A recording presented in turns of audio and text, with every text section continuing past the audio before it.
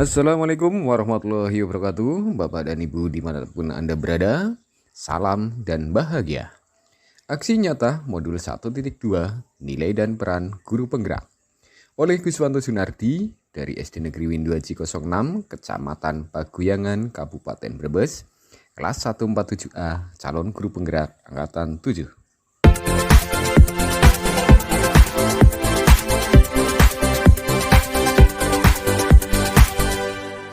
Ada dua modul yang telah saya pelajari, yaitu modul 1.1 tentang pemikiran filosofis pendidikan Ki Hajar Dewantara yang memuat materi diantaranya menuntun, bermain, ilustrasi petani, budi pekerti, dan berhamba pada anak.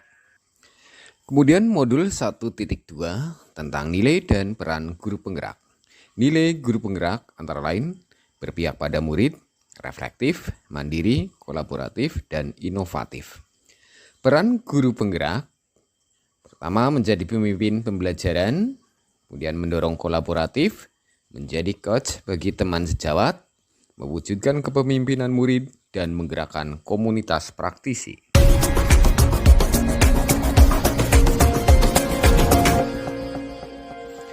Kemudian saya melakukan pengembangan diri yang sederhana, konkret, dan rutin serta dapat dilakukan sendiri dari sekarang, yaitu dengan menggunakan refleksi 4F atau 4P.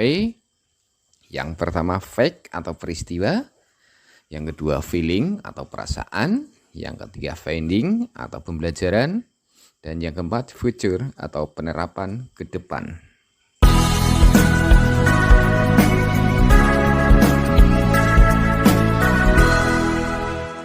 Fact atau peristiwa, momen yang paling penting, menantang, dan mencerahkan bagi saya dalam proses pembelajaran modul 1.1 hingga modul 1.2 adalah pembelajaran yang berpusat pada murid sesuai dengan kodrat, bakat, minat, dan kebutuhan dengan cara berinovasi, kolaboratif, reflektif, mandiri, dan berpihak pada murid. Dokumentasi peristiwa. Pembelajaran yang saya lakukan melalui 1. Ruang kolaborasi atau secara daring. Dan yang kedua, belajar mandiri, yaitu dengan membaca modul dan menonton video.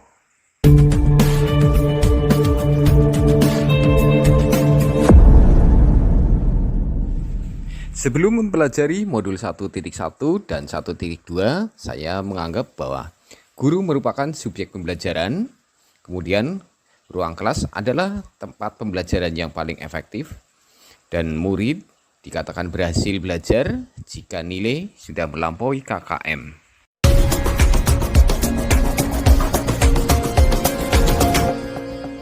Feeling atau perasaan. Setelah mempelajari modul tersebut, saya merasa bagaikan mendapatkan gemilau sinar mutiara. Dengan belajar modul 1.1 dan 1.2, saya mendapatkan pencerahan dan ilmu yang bermakna yang merubah mindset dalam cara pandang terhadap murid. Finding atau pembelajaran. Sekarang saya menyadari ternyata subjek utama pembelajaran adalah murid. Ruang kelas bukan satu-satunya tempat belajar. Model dan metode disesuaikan dengan bakat, minat, dan kodrat murid. Saya harus bisa menuntun, merefleksi, berinovasi, mandiri, kolaboratif dengan pihak lain, dan berpihak pada murid dalam pembelajaran.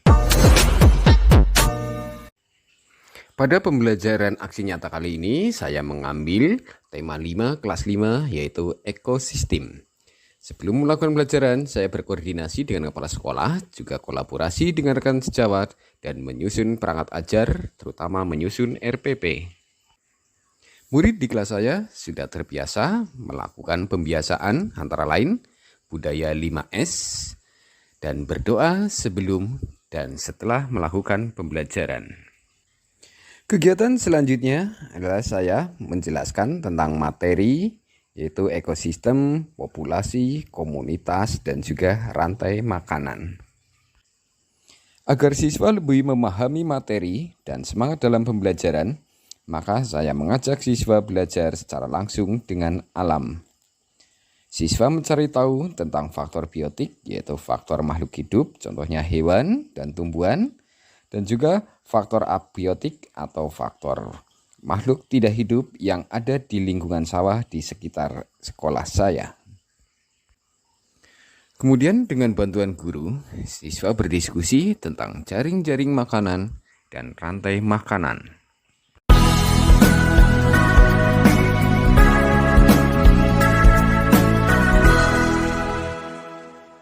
Kemudian pembelajaran dilanjutkan di dalam kelas.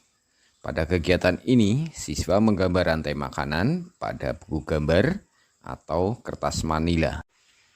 Pada gambar tersebut disertai dengan penjelasan bagaimana proses terjadinya rantai makanan pada komunitas sawah.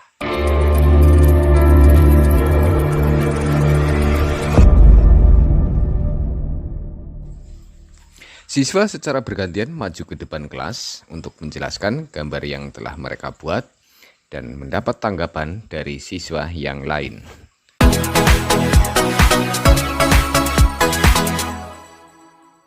Fitur atau penerapan ke depan. Pertama, saya akan melakukan identifikasi tentang bakat, minat, dan kebutuhan belajar siswa. Yang kedua, berkolaborasi dengan teman sejawat untuk mencari solusi pembelajaran yang sesuai dengan karakter murid. Yang ketiga, melakukan inovasi pembelajaran, baik model, metode, maupun tempat belajar, sehingga murid lebih antusias dan merasa senang dalam belajar. Refleksi kegiatan. Perasaan selama aksi nyata. Saya merasa sangat senang, termotivasi, dan tertantang untuk melakukan perubahan yang lebih baik secara konsisten dan berkelanjutan. Ide atau gagasan yang timbul selama aksi nyata itu saya ingin membagikan praktik baik dengan rekan sejawat, membuat dokumentasi, dan membuat hal-hal baru dalam pembelajaran. Pembelajaran yang dapat diambil selama proses aksi nyata, yaitu belajar sambil bermain di lingkungan alam, adalah salah satu strategi pembelajaran yang menyenangkan dan berpihak pada murid karena dunia mereka adalah bermain. Dampak perubahan positif yaitu peningkatan kompetensi diri dan dapat menjadi inspirasi bagi rekan sejawat melalui pembelajaran yang berkualitas dan berpihak pada murid.